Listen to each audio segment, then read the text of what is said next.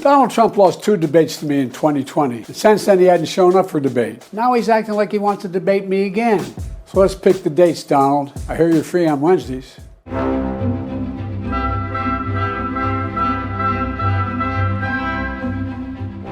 Welcome to Talking Feds, a roundtable that brings together prominent former federal officials and special guests for a dynamic discussion of the most important political and legal topics of the day. I'm Harry Littman. Courtroom 1530 in Manhattan was largely dark this week as the jury and the parties had a week off before closing arguments on Tuesday. That relative hiatus gives us the chance to revisit the wealth of other legal and political news that continues to unfold, even as the keenest focus might remain on Trump's criminal trial. We are now a little more than 5 months until arguably the most consequential presidential election of our lifetime. Biden and Trump have ostensibly agreed to 2 debates, the first one at the end of June. Nikki Haley, Trump's closest challenger for the Republican nomination, who pilloried him and was pilloried by him in return, announced that she is voting for her erstwhile antagonist. And the polls continue to show Trump with at least small leads in most of the all-important swing states. Revelations about Justice Sam Alito again shook the Supreme Court to its roots. While Alito was somewhat sketchy on the details, we learned that pro-MAGA flags flew outside his primary and vacation homes in the tempestuous period after January 6th. The Democratic leadership seemed resigned to shake their fists and issue fruitless calls for Alito to recuse himself from January 6th related cases. But the scandal doesn't seem to be going away. And the trial itself gave rise to various political developments and calculations, with the burning question remaining whether a conviction of Trump on New York felony charges would have any impact on the voters come November. To assess the political fallout raining down on us from all directions, we welcome a trio of eminent figures from the worlds of politics and journalism. And they are: Congressman Swalwell is the representative from California's 14th District. In the House, he serves on the Judiciary and Homeland Security Committees, and he has been a leader on gun violence prevention, among many other issues. Thank you so much for returning to Talking Feds, Congressman Swalwell. Hey, thanks, Harry.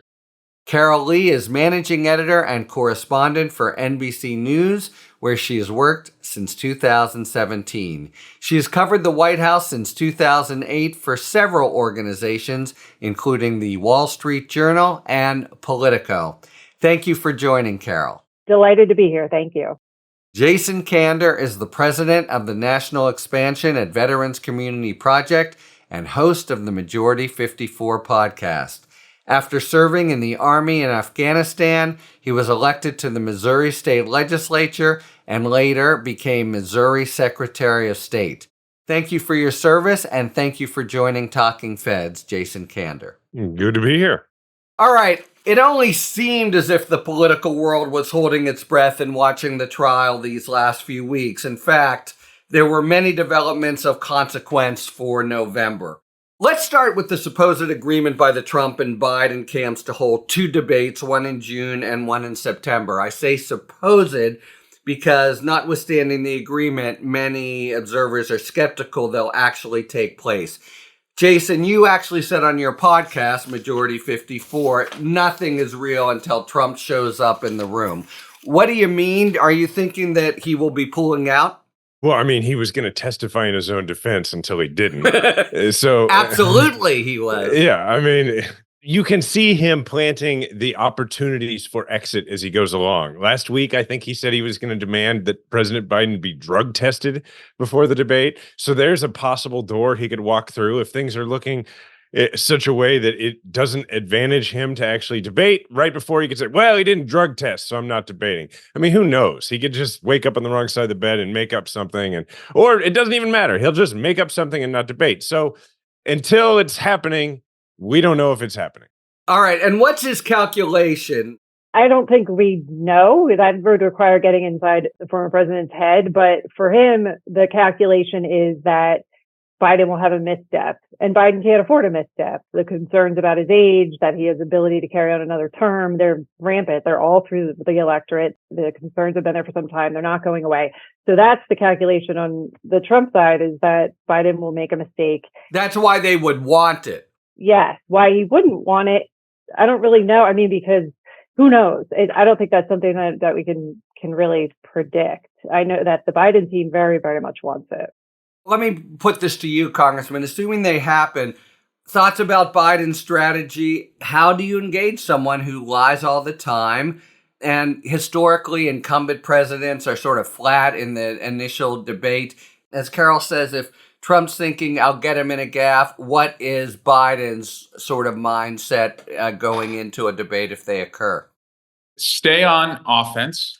Talk about the future. Let's not dwell on the past, and make sure people know the cost of a Trump presidency in the future for their freedoms, for their abortion freedom, for their financial freedom, their freedom to breathe clean air, their healthcare freedom, all are on the line. And then on the economy, talk about jobs and the job that needs to be finished. That more jobs have been created under Biden's term, more jobs will be created, more jobs were lost than any other president in our lifetime under Trump.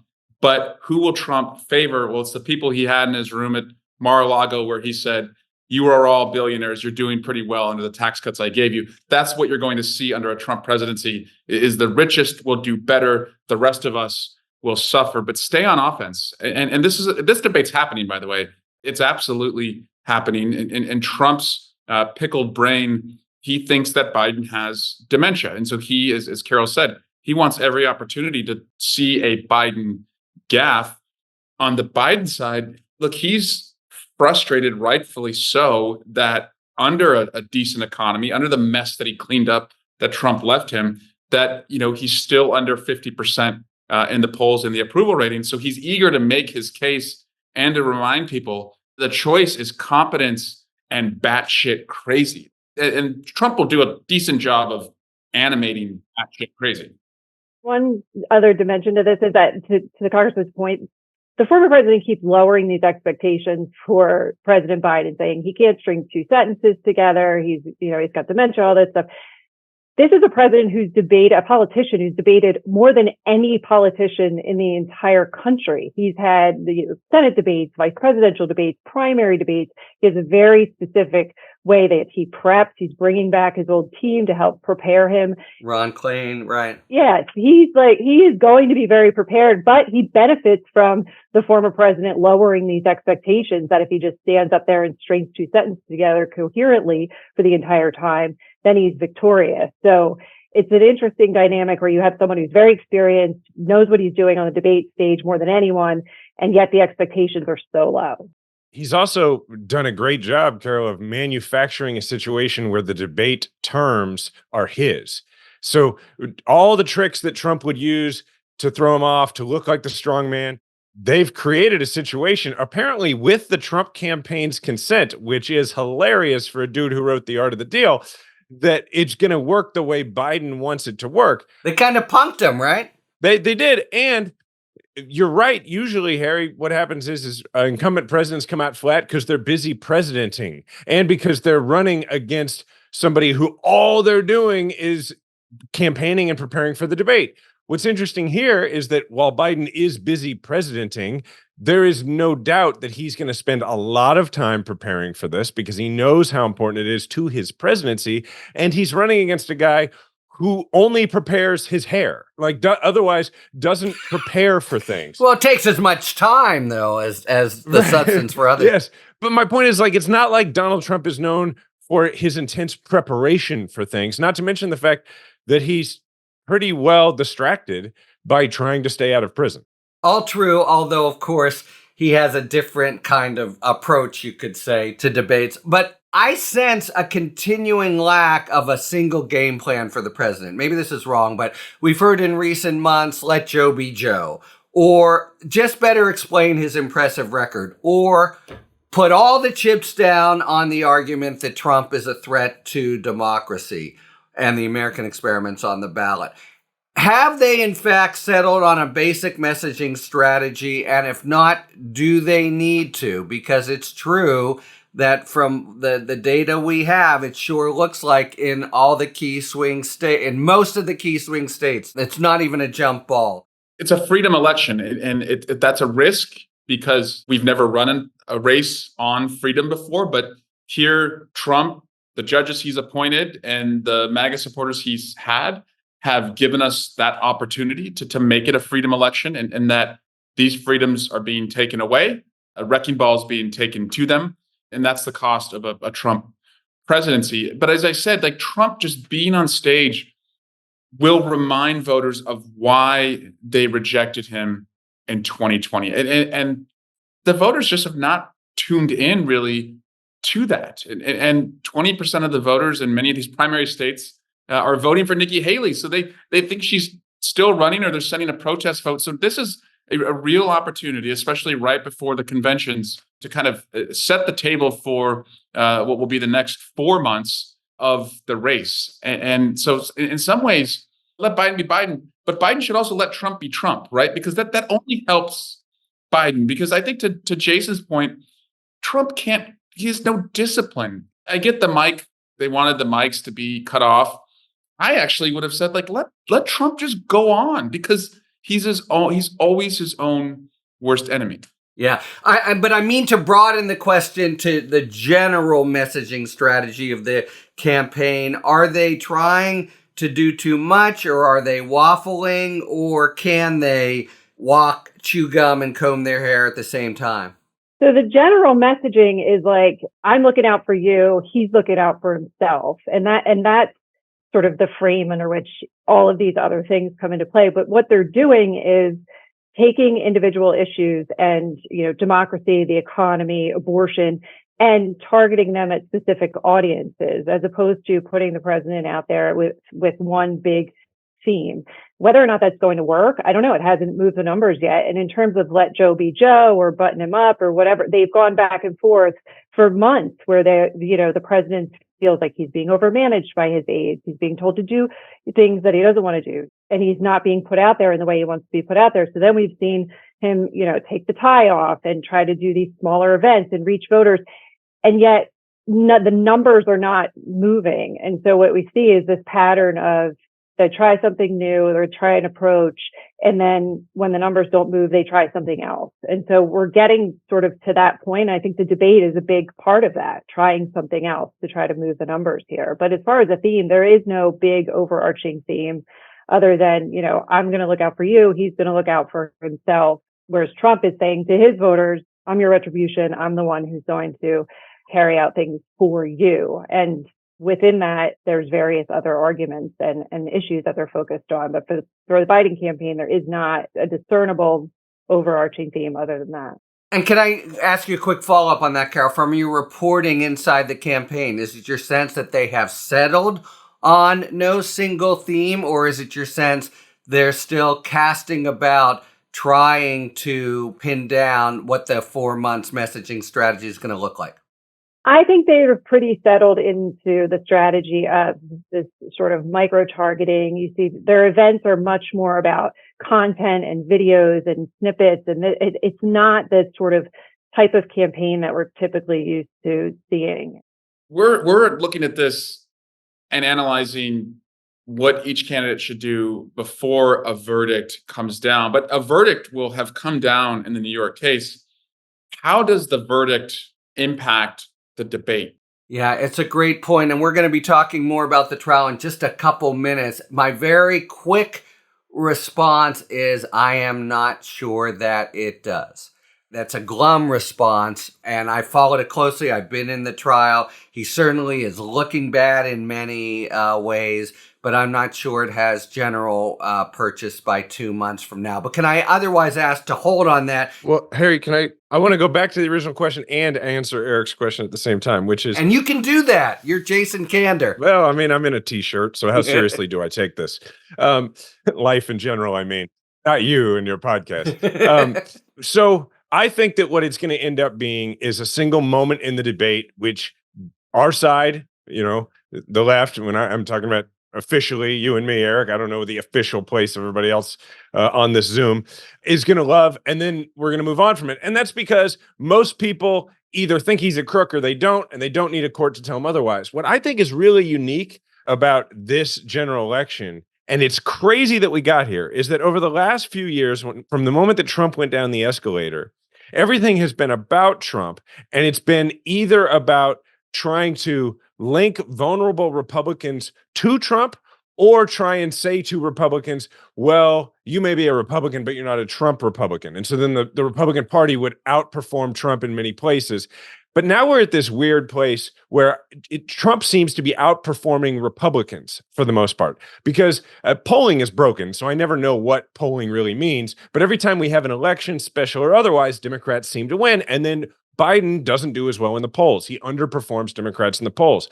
So weirdly enough, with a absolutely generationally crazy and different candidate on the ballot, we now are at a point where this is the closest, I think, in my lifetime that I've ever seen to a presidential election that is a generic R versus D question before the voters, which is to say that everybody knows Biden and everybody knows Trump.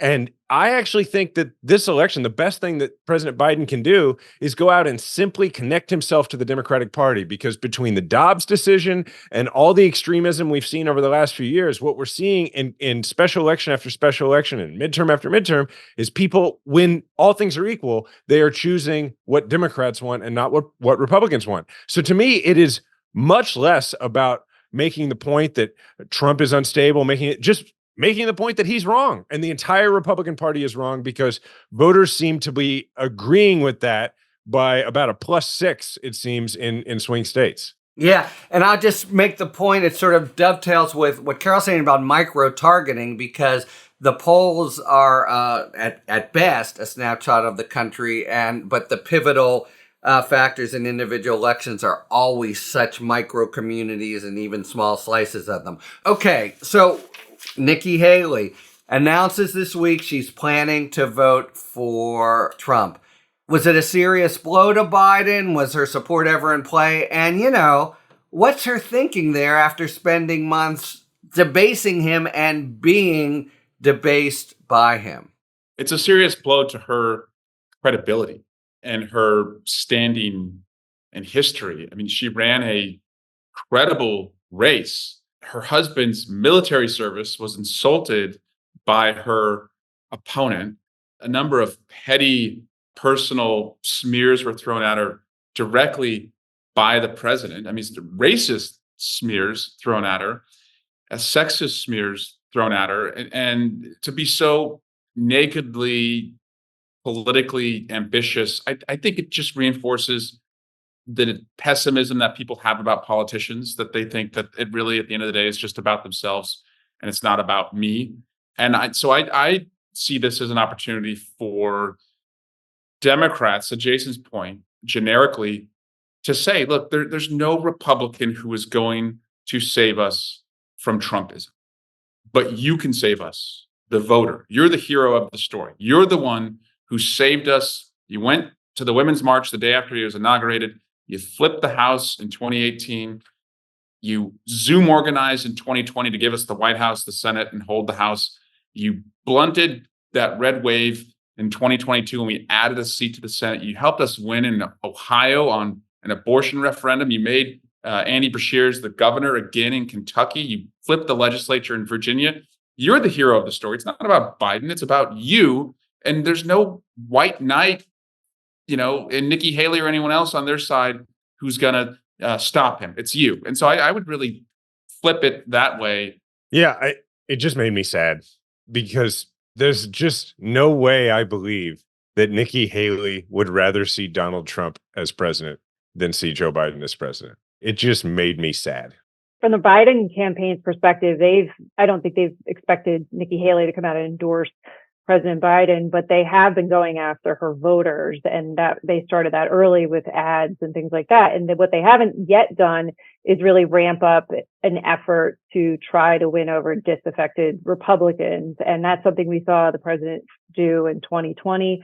And so, when you talk to Biden campaign officials, their feeling is that now isn't necessarily the right time. They don't need these big endorsements. That's something that they would want later in the cycle. And they have allegedly a plan that they will roll out at some point to try to win over these voters in a more meaningful way, other than just ads targeting voters who supported Nikki Haley. But it is part of the president's coalition, and he's going to need to turn out those voters for him in order to win. Yeah, and it was probably the biggest sort of cache of them out there. All right, let's switch directions.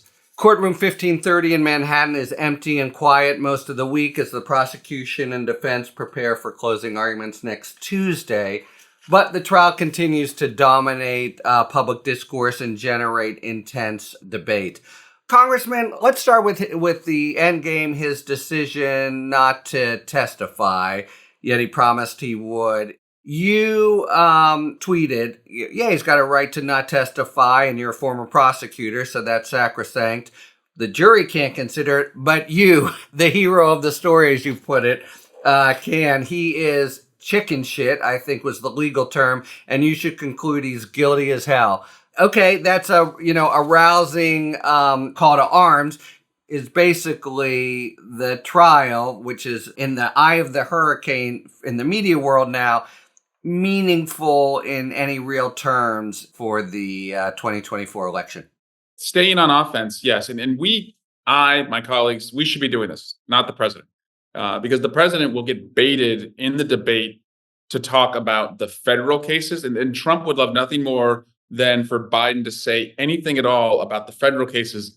And then he would put that in a motion to suggest that there's a bias from the department because the president's directing us. That's what Trump wants. So we should be the ones who are on offense, to kind of Carol's point earlier, that Trump is running not to help you, he's running to help himself because he's in acute financial distress. He's facing criminal and civil liabilities all over the country. And the only way he avoids that is by making himself president and then staying in office to avoid any liability. So that's all about Trump. It's not about you. And as to this discrete case, it's about, he tried to muzzle the news. He tried to muzzle the press for his own benefit. It's not hush money. It's that he tried to stop you, the hero, from knowing what was going on. As he is telling you that the news is fake, nothing's faker than taking a story and having the fix being in to bury the news.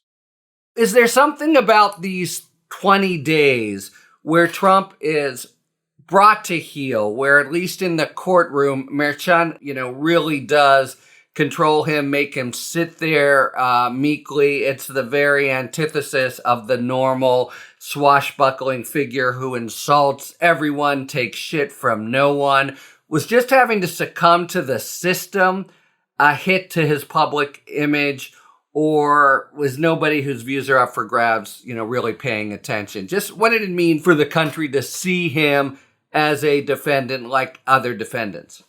Well, they didn't, and that's the problem. Harry, if this trial had been televised, it would rock this election. If the trial had been televised, Biden would be ahead by 10 points right now. There's just no question in my mind. I mean, to have Michael Cohen up there saying what he said, to have the spectacle of a porn star up there talking about her adulterous, paid off for her silence sexual encounter with the president, where frankly the president doesn't come off as the most virile dude in the world. Like the entire country would watch that, including people who have never voted. And that would have rocked this campaign. But that's not what happened. So America didn't see it. The best thing I can say that the Biden campaign or that people who are pro-democracy got out of this is that he had to spend 20 days at the beginning of the prime part of an election season in a blue state where he couldn't do any campaigning, and he basically couldn't do anything other than stand outside a courtroom and say mean things about the judge. That's damaging to his campaign, or at least limited the progress his campaign could make during this time. As for what Biden can do to take advantage of it, the problem is that Eric is completely right when he says that the best argument you can make to a rational person is that Trump doesn't want to be president. He just doesn't want to be an inmate. And that's why he's got to be president again. But it's so wild and reality is so much stranger than fiction right now that it's very difficult for people to accept that as true when it clearly is true. And so what Biden can do about it, I agree with Eric. It's mostly for the rest of us to talk about it. But I think Biden can take a risk and do things like in the debate, pledge not to pardon himself or Donald Trump and challenge Trump to make the same pledge. The problem is there's every reason to believe he'll make the pledge and then just break it. So you got to find a way to illustrate that for the American public. But again, I'll stop talking, but it all brings it back to, for me, this campaign is not about the two men running it. It's about Democrats versus Republicans, and that's the best chance Biden has.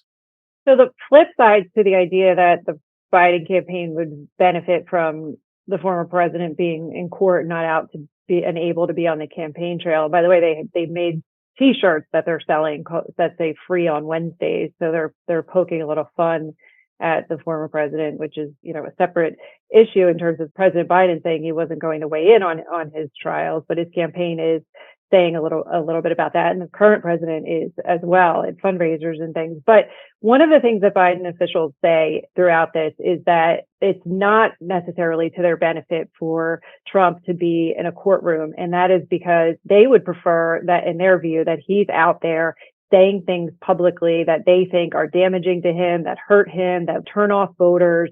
They actually want the media to cover him more. They want, there was a time where they would get frustrated with the media for giving him a platform and put a lot of pressure on media outlets not to do that. And now they are of this totally other view, which is they want him out there. They want people to see him. They want us to air what he's saying, and that having him in court for those weeks was something that some of them felt was not necessarily beneficial to them because of that.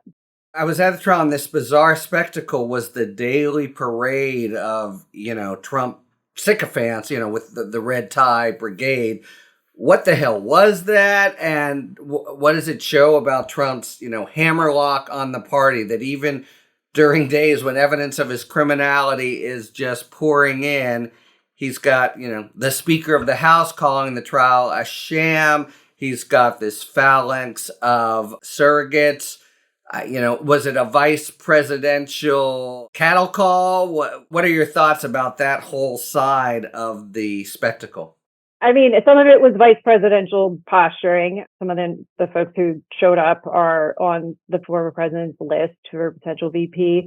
It's also a Trump loyalty thing. This is a president who values and has complained that people aren't sticking up for him enough, either on television or elsewhere. So this was organized to fill that void somewhat. And so that's why you saw a number of Republicans just continue to show up, including the speaker and others. And it was also a way for Trump to get around his gag order, which is so he can't go out there and say all of these things while the cameras are right there, but his surrogates can, and they did. I just look at it, Harry, and I just think I'm trying to get inside their head. And I certainly understand being career ambitious. I used to be young, I used to be a politician, and I used to be very ambitious. All of those things in equal parts used to be. I don't think I ever would have put on a President Obama costume. And I love President Obama. He's mentored me, but I would feel so silly. And I would also feel like he would think I was silly. And I don't really have a political take on this other than, wow. I mean, that's a special headspace to occupy, both for the person doing the Trump cosplay and for the person who looks at people doing cosplay of them and goes, that's a good one. That's just my only observation. I was curious what the Obama costume would be, the tan suit, or I don't know. Well, it's not a brown suit. I know that. It would have tights for sure. This just dovetails with Jason's point about it not being televised, because I was 10 feet from these guys, and there was this sort of silly Donald and the Ronettes, or kind of feel to it, and each of them was willingly playing what seemed like such a subordinate and B, ethics free or morals free kind of role. And to me it was like, even in the middle of this, he can snap his finger and they have to show up, knowing, by the way, whatever you think about the trial and its overall gravity, the facts are true. And Trump is saying they're not. And they are implicitly supporting that sort of Orwellian, view the truth is fiction. So I also saw it visually as kind of debasing to them. Because it's such a ridiculous thing anyway, a bright red tie that is too long. It looks like you went to a party store and bought a Donald Trump costume. I'm Donald Trump. No, I'm Donald Trump. No, I'm Donald Trump. Because that's also what it looks like when he wears it. So it's just, it's hilarious. But, the only way it's going to hurt anybody politically is if we survive the next 4 years as a democracy, no matter who wins, if we make it, and then we're talking 20 years from now, and Vivek Ramaswamy decides he once again wants to run for president, and if we survive the next 4 years, then that will mean, as I've said before, that in 20 years, Donald Trump will be the Iraq War of politicians. He will be a thing that just seems to have happened, and you can't find anybody who was in favor of it. And pictures like that will then be a problem for a chameleon like Vivek Ramaswamy, but not for a long time. This kind of follows up on what the congressman said, Carol, but you reported previously that the Biden administration intentionally avoided attacking him over this trial and wanted to be hands-off. Trial's gone pretty well, I think. Most people, better than they might have thought.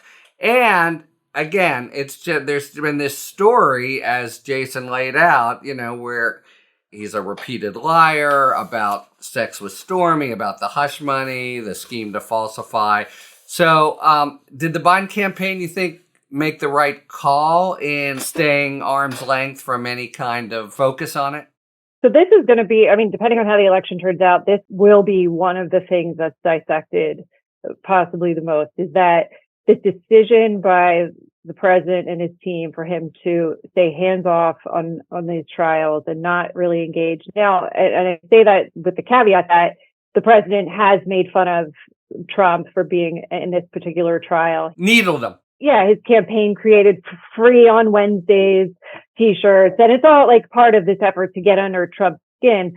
But when it comes to the federal trials and the constant accusation that these, and even Trump's doing it with this trial, that these are Biden trials, that Biden's doing this, that he's orchestrating this political interference, the decision for the president not to answer that will be something that people debate depending on how the election turns out. And it is something that Democrats have really had some heartburn about, and they feel that where the president is operating from, this place of independent Justice Department and this kind of a old school way of thinking, is not applicable to current politics, which is combat, which is Trump, which is asymmetrical. It's totally different. And there is a feeling among some Democrats that they should have hit him on this and should be. That said, that's not where the president's head is at for now. And it's hard to see that changing because they've really made that decision. I think when you step back from this and you remove the politics of the moment for a minute, you just ask yourself, would it be appropriate for the president of the United States to actively go out and talk about a criminal trial while it's ongoing? And the answer is no. And I would give credit to the administration that regardless of what's helpful politically or not, that's always the right answer. And I'm proud to have supported somebody who sees that as the right answer when the alternative would not. Going forward, once the trial is complete, assuming that there are convictions, let's keep in mind that if there's even one count for which there is not a conviction, Donald Trump will run around the country saying he was exonerated. Even if he's convicted on all counts, the moment that he is granted the right to appeal, he will run around the country saying he was exonerated. So we know that. So I would go back to my earlier point that President Biden should continue to make basic D versus R arguments. What I would do is I would deploy former Attorney General, former District Attorney Kamala Harris to go around the country and remind people that she comes from law enforcement and that this stuff matters and that what this person did was wrong and that disqualifies them from office. Do you see genuine stakes here for convictions actually, eroding support? Always making the point that it just, we're at the margins here. And do you see a mistrial, which he'd claim is a victory of having real consequences for booing his support? Or is it, as some suggest, kind of a non-event as far as the election's concerned? I do believe a conviction creates the sense among the voters that this guy, he's just got too much baggage. He's been convicted of one. He's got 3 more to go. He's got the civil cases. Like, why do we as a country have to carry this guy's baggage? We may not like the other choice, but why do we have to carry this particular individual's baggage? So I think it puts real, as I said, baggage around the president.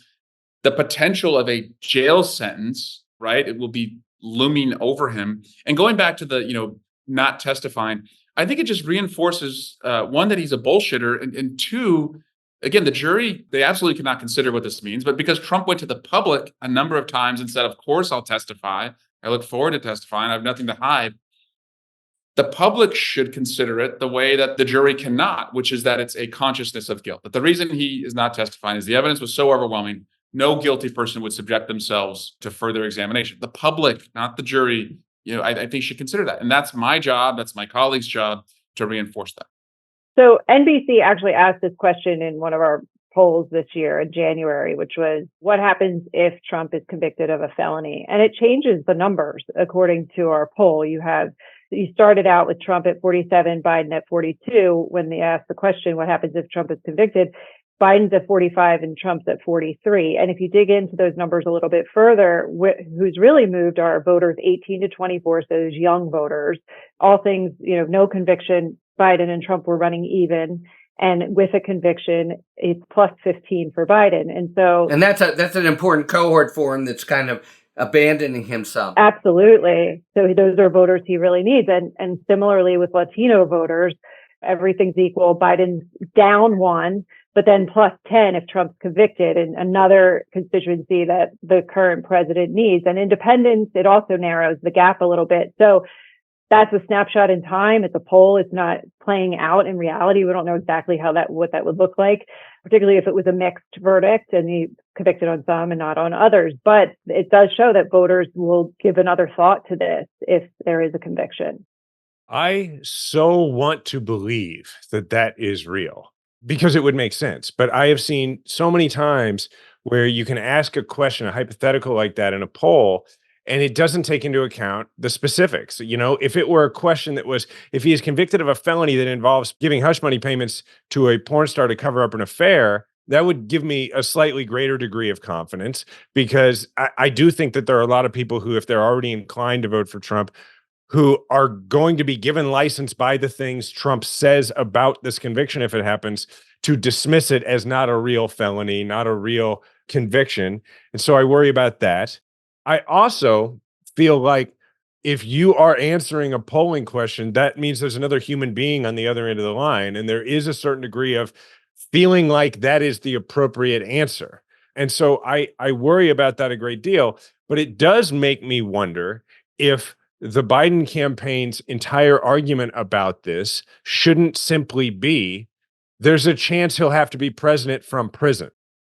Because I do think the average voter would have a lot of skepticism about an individual's ability to be president from prison. And I think that people would be concerned about whether that could be done. I would lean into that argument if there's a conviction, regardless of the timeline of, when the appeal is going to happen and all that kind of thing, because you're the president of the United States. If you can over and over again make the argument that this guy's been convicted of a felony and he might be headed to prison, I don't think people are going to be like, well, he's probably wrong. I think if anybody thinks that you might be right about that, they're going to be very concerned about whether you can defend the nation from prison.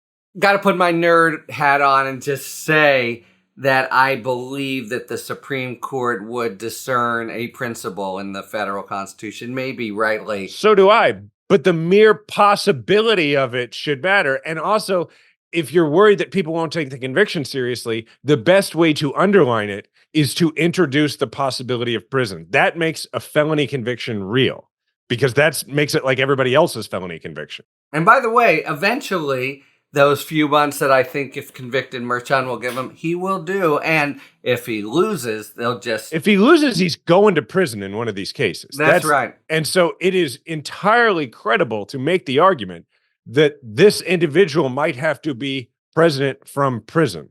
And that, I think, would cause a lot of concern for voters. All right. So I see that, and I'll just say I personally wouldn't make the argument because I don't think it'll happen, but, maybe all's fair in love and politics.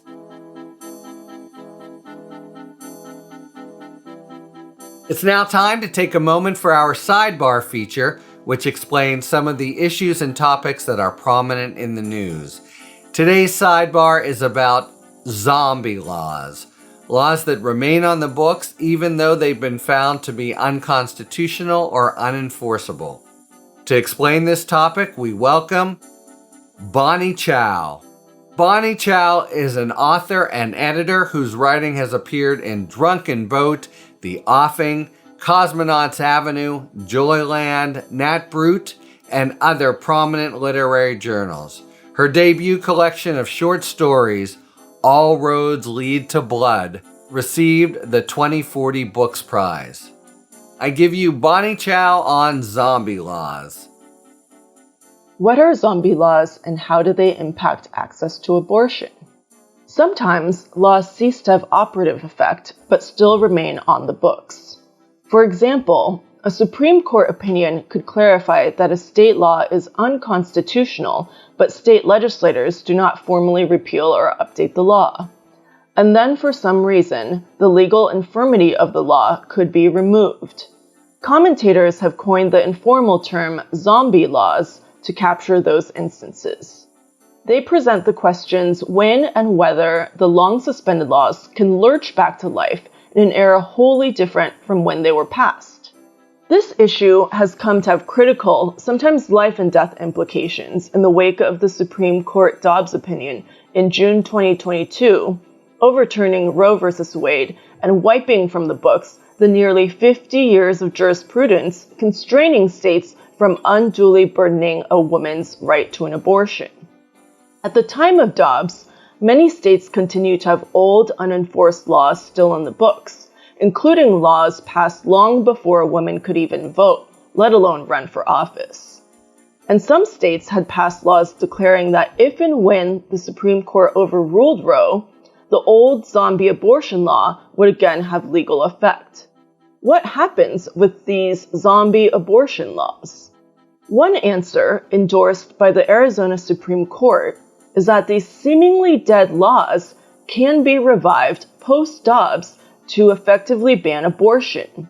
In Arizona, returning the issue of abortion to state legislative bodies means returning to a near-total abortion ban enacted in 1864. The Arizona law predates the 1920 passage of the 19th Amendment, which guaranteed women's right to vote, by more than 50 years. It also predates Arizona's statehood, achieved in 1912.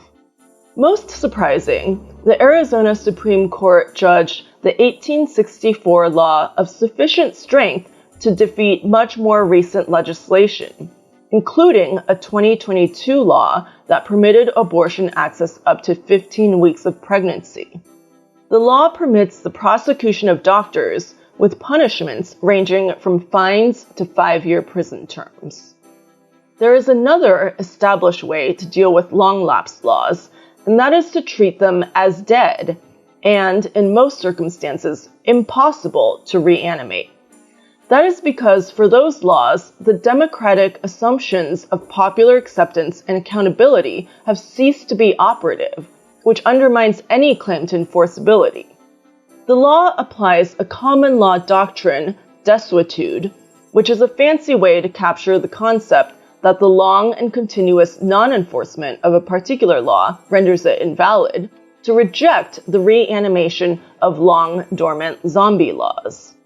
The Supreme Court relied on the concept of desuetude in its 1961 Poe v. Ullman decision, in which plaintiffs sought pre-enforcement review of a long-unused Connecticut law banning birth control. The court rejected the challenge, noting Connecticut's, quote, undeviating policy of nullification of its anti-contraceptive laws throughout all the long years they've been on the statute books, unquote, and observing that Connecticut's practice of unenforcement proved, quote, tougher and truer than the dead words of the written text, unquote. As for Arizona, Its 1864 law is currently temporarily on hold to allow a lower court to hear and assess additional arguments as to its constitutionality. For Talking Feds, I'm Bonnie Chow. Thank you, Bonnie Chow. You can buy Bonnie's award-winning collection of short stories, All Roads Lead to Blood, at Barnes & Noble and Amazon, among other major booksellers.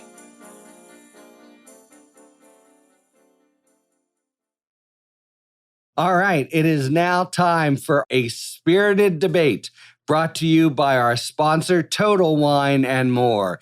Each episode, you'll be hearing an expert talk about the pros and cons of a particular issue in the world of wine, spirit, and beverages. Thank you, Harry. In today's spirited debate, Bordeaux and Napa face off, pitting the Bordeaux Reds against the California Cabs. From a numbers standpoint, the Bordeaux region is the clear winner, with more wineries and higher production of bottles, producing nearly 6.5 times more wine than Napa. But more doesn't necessarily mean better. Bordeaux wines are a blend of 5 different grapes. The Bordeaux region is actually divided by an estuary and 2 rivers forming the left bank and the right bank. Left bank wines are predominantly Cabernet Sauvignon based, featuring more tannins and bigger overall structure. Right bank wines are predominantly Merlot based, richer in fruit, with a softer mouthfeel and less tannin and acidity. Now, much like the left bank, Napa wines are predominantly Cabernet Sauvignon, and well known for their rich, bold style. Many of these wines are also blends, but you can also find 100% varietal wines from Napa. So whether you're Team Bordeaux or Team Napa, your local Total Wine & More has a huge selection, so you can enjoy the best of both worlds, at a price that won't break the left or right bank. So find what you love and love what you find, only at Total Wine & More. Cheers! Thanks to our friends at Total Wine and More for today's A Spirited Debate. All right, let's go to the third big story of the week as we see it. Justice Samuel Alito. So we learned recently an upside-down flag, the very sign of Stop the Steal, flew outside the Alito household. We're not sure, maybe several days, less than 2 weeks after January 6th. Now another different one, more religiously tinged, at the vacation home. Your thoughts? Let's start there. It certainly erodes trust in the Supreme Court, which we've seen continuously eroding. And it also just puts this branch in the political space in a way that we just haven't seen until more recently. And so you have this question of whether the Supreme Court justices should be overseen with some sort of code of ethics or what Congress can do. And and no one seems to have very good answers. And at the same time, then you have Democrats on the Hill, like Senator Durbin, who's head of Judiciary Committee. And he's sort of like, I don't know if I'm going to hold a hearing after the first flag. Now he's like, well, maybe I'll consider. I just want to take more time to talk about it. And the other Democrats who are unhappy with that and think that they should move forward and have hearings and subpoenas and all the things. And part of what's going on there is that Senator Durbin has a bunch of judges for President Biden that he wants to get confirmed and needs Republican help in order to do that. They confirmed this 200th judge this week for Biden. So there's that undercurrent to all of this. But Democrats are not happy and sort of casting about with how to deal with this and how to try to put some sort of oversight. And it's just not clear that they're going to come up with any sort of good answer. And the Supreme Court's not answering either. Justice Alito hasn't commented on this latest one as yet. So the place that people are trying to apply pressure is with the Chief Justice, Justice Roberts, and we'll see if that has any effect. But so far it hasn't. Harry, what struck me about it is that we all have been listening to Republicans fetishize the flag for so many, like my entire life. They've been acting as if the flag is the nation itself. And I say this as somebody who wore one in a combat zone on my right shoulder, that it's important to remember that even if you aren't steeped in the canon that is MAGAism and don't know that this is a Stop the Steal thing, this is a cousin of burning the flag. Raising an inverted flag is a distress signal. That is long before January 6th. That's what it means. It is a signal that says, our country is under siege and I no longer stand with my country. That's what it means in every nation across the world. And that's always what it's meant in the United States of America. When you have a flagpole in your front yard, you take the flying of your flag rather seriously, right? This is not a notch next to their front door where they stick a flag. This is a flagpole in their front yard. So I do think that that is relevant, that a justice of the Supreme Court was fine with his home sporting a distress signal about the nation. I think as to what the Supreme Court should do, we are long past when Chief Justice Roberts should say something about this, about Clarence Thomas, or at a minimum, institute a real code of conduct and a real code of ethics. If he will not, I do think, and I know it's difficult because the court is a small workplace where you're trying to have collegiality with your colleagues. I do think it is time at some point for the liberal justices to call for such an ethics code, for some real reform to happen. But what I think, backing up from all of it, politically, it is an opportunity to remind folks during this election year that Democrats, yes, we are the party in the White House. We are running against an extremist establishment that is in place. And this ups the stakes of it. The decisions made by this Supreme Court are overwhelmingly unpopular. And to the greater degree that we can help people understand that the people making those extremist decisions are also corrupt and biased and bought and paid for and can't be trusted, that elevates the opportunity for an incumbent president to run as a challenger. And I do think that there should be a lot more of a spotlight put on that from our side. And I want to say I've been really very critical of this as a former Supreme Court court watcher and lover. It just feels to me, look, he says that his wife did it. If she did it without his knowledge and he wasn't around those 10 or 2 or whatever days it was, so we just have another weird situation and another crazy spouse. But if he hasn't addressed whether he knew it, and this to me is far more serious even than the financial improprieties. You worry about financial stakes because you feel they may influence substance.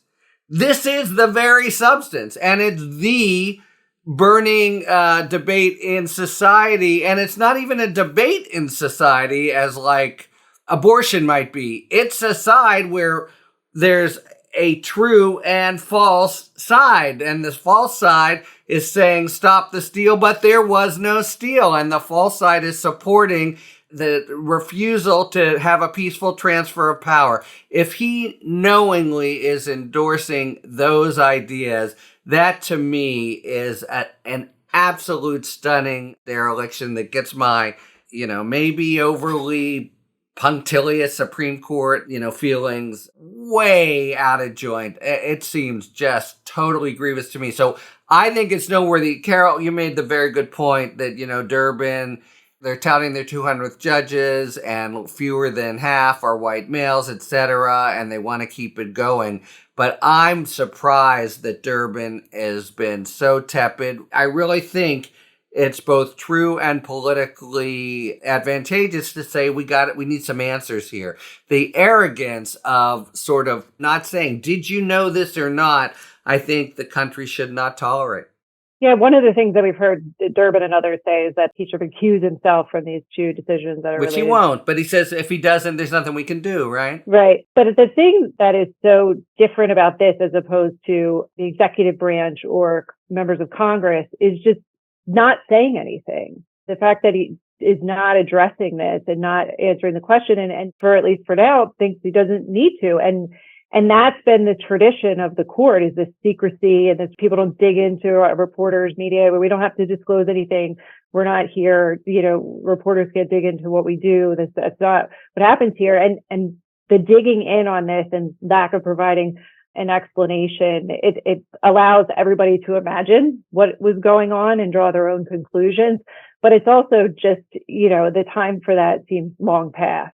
Yes. And so if this was a Democratic appointed or even a more perceived liberal judge who had done this, you would not hear the Republicans talk about anything else until that person had not just recused themselves, but resigned from the court. I mean, they are so effective at just focusing on an issue, animating the issue, organizing and mobilizing their base around it, and then convincing Americans that this is the most important thing in their life. And here you have a Supreme Court justice in two locations flying a pro-insurrection flag.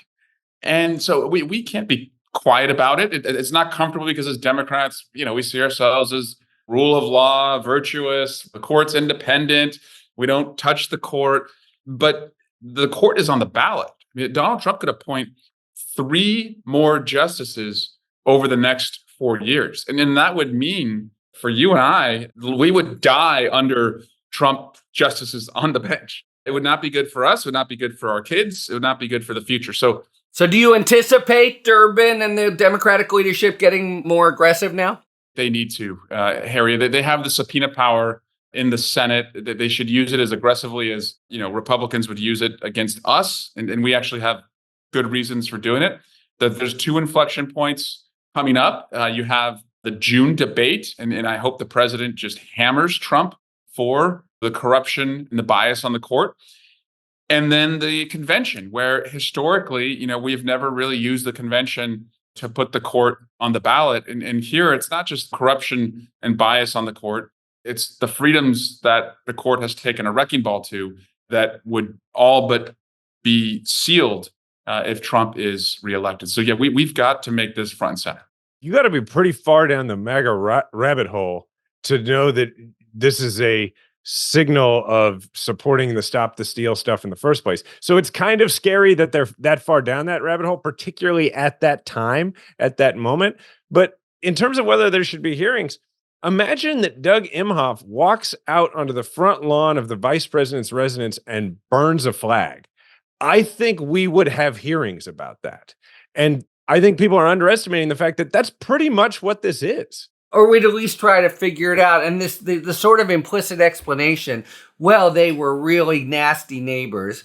That's not a good explanation. My neighbors were so nasty that I disavowed my country. Right, if he did. All right, this leads actually, we're about out of time to our Talking 5 feature, which is today we take a question from a listener or ourselves and have to answer it, each of us, in 5 words or fewer. So Alito's explanation to date is Mrs. Alito. That's the way he put it, in fact, did it.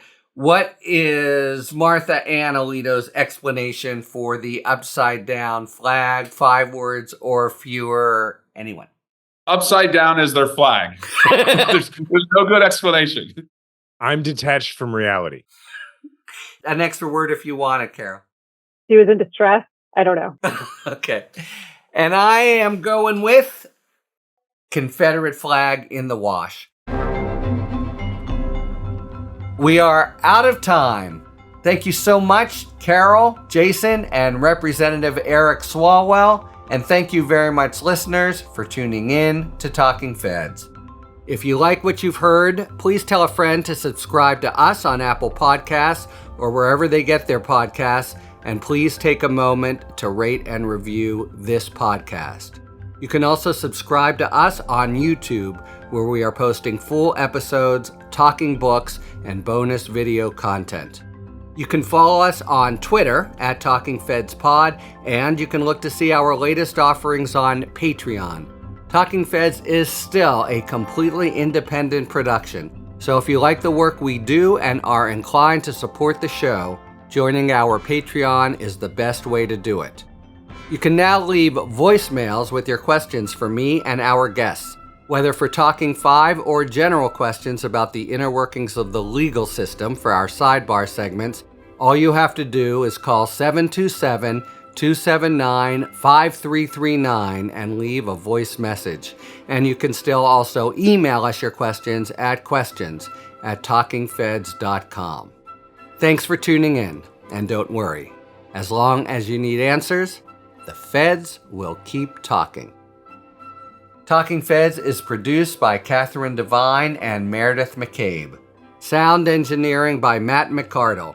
Our research producer is Zeke Reed. Rosie Dawn Griffin and David Lieberman are our contributing writers, and production assistance by Akshaj Turbailu.